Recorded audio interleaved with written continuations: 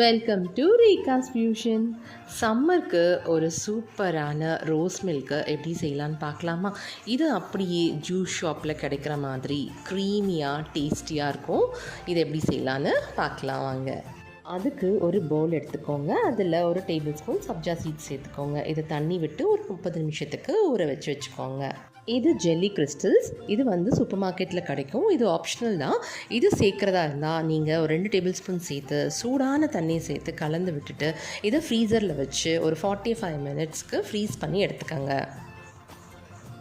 ஒரு juicer jar எடுத்துக்கோங்க. அதில் ஐஸ் க்யூப் சேர்த்துக்கோங்க. இப்போது நான் காய்ச்சி ஆற வச்ச பால் இதுக்குள்ளே சேர்க்குறேன். ஜூஸ் ஷாப்பில் எப்போவுமே காய்ச்சாத பால் தான் ஆட் பண்ணுவாங்க. இது ஒரு டிப்பு.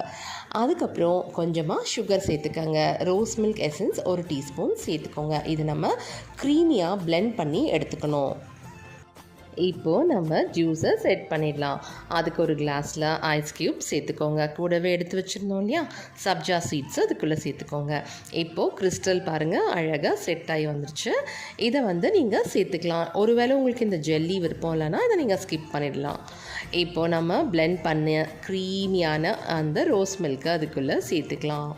அவ்வளோதான், சூப்பரான டேஸ்டியான க்ரீமியான ரோஸ் மில்க் ரெடி ஆயிடுச்சு. நீங்களும் வீட்டில் கண்டிப்பாக ட்ரை பண்ணி பாருங்கள். இந்த வீடியோ உங்களுக்கு பிடிச்சிருந்தா லைக் பண்ணுங்கள், ஷேர் பண்ணுங்கள், மறக்காமல் சப்ஸ்கிரைப் பண்ணிக்கோங்க. தேங்க்யூ.